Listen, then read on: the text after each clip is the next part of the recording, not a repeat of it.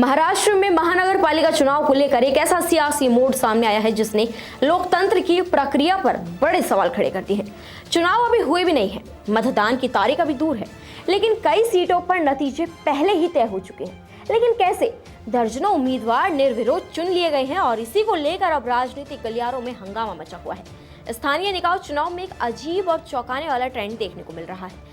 आरोप है कि कई इलाकों में विपक्षी उम्मीदवारों पर दबाव बनाकर या उन्हें डरा धमकाकर नामांकन वापस करवाए गए ताकि कुछ दलों के उम्मीदवार निर्विरोध जीत दर्ज कर सके। यही वजह है कि वोटिंग से पहले ही कई सीटें खाली हो गई और मुकाबला खत्म हो गया। महानगर पालिका चुनाव में महायुति गठबंधन के कुल 68 उम्मीदवार निर्विरोध चुन लिए गए हैं। इनमें सबसे ज्यादा 43 उम्मीदवार बीजेपी के हैं, जबकि एकनाथ शिंदे की शिवसेना के 19 और अजीत पवार की एनसीपी के 2 उम्मीदवार शामिल हैं। बीजेपी के लिए सबसे बड़ी सफलता कल्याण डोंबिवली से आई, जहां पार्टी के 14 नगर सेवक बिना वोटिंग के चुन लिए गए हैं। इस पूरे मामले पर विपक्ष हमलावर है। शिवसेना यूबीटी नेता संजय राउत ने इसे महाराष्ट्र ही नहीं बल्कि देश के चुनावी इतिहास के खिलाफ बताया है। उनका कहना है कि आज तक ना तो महाराष्ट्र में और ना ही देश में इतने बड़े पैमाने पर उम्मीदवार निर्विरोध चुने गए।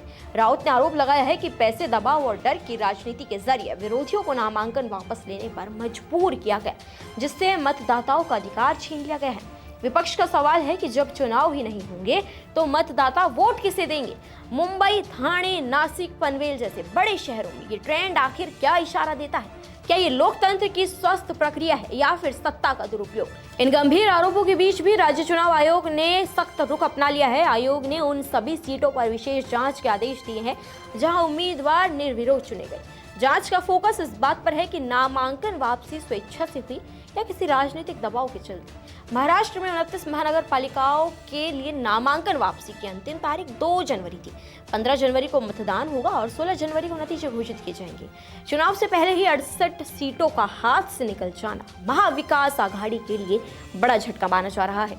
अब सबकी नजर चुनाव आयोग की जांच रिपोर्ट पर टिकी है। सवाल यही है कि क्या ये निर्विरोध जीत वैध और निष्पक्ष है या फिर लोकतंत्र की बुनियाद को कमजोर करने वाला कोई बड़ा खेल सामने आने वाला है। फिलहाल खबर पर आपकी क्या राय है? आपका इस पर क्या मानना है? कमेंट सेक्शंस में हमें अपनी राय जरूर दें। नमस्कार, मैं हूं मानक गुप्ता। अगर आपको हमारा ये वीडियो पसंद आया हो तो इसे लाइक और शेयर जरूर करें और हाँ, हमें सब्सक्राइब और फॉलो करना ना भूलें ताकि आप देश और दुनिया की कोई खबर मिस ना करें। तो जुड़े रहिए हमारे साथ और देखते रहिए न्यूज़ 24।